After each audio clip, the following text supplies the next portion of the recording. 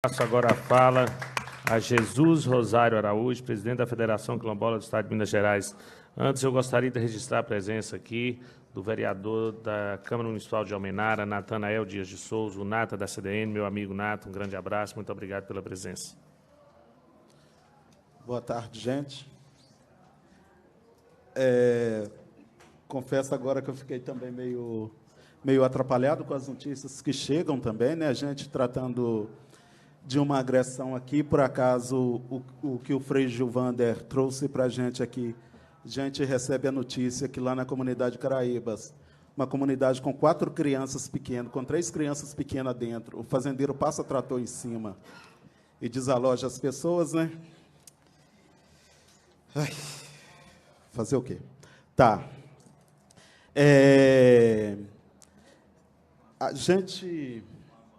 A gente tem acompanhado a questão de Marabá dos Teixeiras através da nossa representação da federação, que está hoje em Jequitinhonha, né? A gente tem acompanhado e tem repassado as notícias para a gente.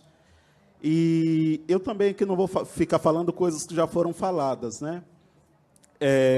A gente sabe dessa história de povos que, durante toda a história de construção do Brasil, desde 1500, foram deixados à margens. E ainda a questão de terra é questão de morte onde a gente vive.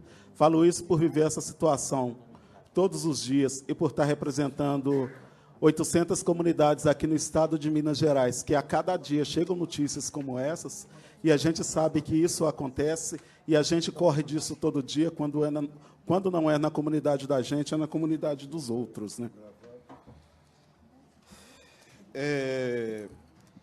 Eu acho que as informações que o Frei Gilvander trouxe aqui, da tese dele de 14 milhões de hectares, somente aqui em Minas Gerais, sendo de terra devoluta, e até hoje a gente não se discute uma política para titulação de terra em nosso estado, dá para ver que a questão de luta à terra é uma questão para poder matar o povo que sobrevive dessa terra, né, gente? A gente vê que é muito fácil, por exemplo, se fazer justiça ou a justiça ser aplicada quando o caso é contrário, quando a comunidade atenta contra os verdadeiros invasores de sua terra, do que quando é o invasor de terra que ataca as comunidades quilombolas. E isso, de certa forma, deixa a gente muito revoltado, porque acabamos ficando de mãos atadas porque somos apenas movimento, né? A justiça, quem não faz é nós. Outra coisa que foi trazido aqui é muito interessante, que, historicamente, a gente começou a bater no INCRA sobre a titulação de terras quilombolas, e as outras esferas do governo ficam numa posição muito cômoda, né? Aí o Estado não se mexe para fazer o que deve fazer de fato, que é arrecadar essas terras e titular para comunidades tradicionais, especificamente comunidades quilombolas, e os municípios muito menos, né? A gente sabe que a questão de orçamento, quando se fala em questão de orçamento, toda a vida para a gente a questão de orçamento foi um complicador, né? Nunca se teve orçamento para desenvolver quase nada em comunidades tradicionais. Enquanto isso, vão tombando gente, vão matando gente, né? As terras vão diminuindo dia após dia, as cercas vão caminhando noite após noite, né? Que a gente sabe como é que é a sobrevivência nas comunidades, né? E até que se resolve isso, como a Rosa deixou bem claro aqui, a fuga nunca foi nossa defesa. A nossa defesa é a resistência, né? Mas a gente sabe que resistir também é muito perigoso.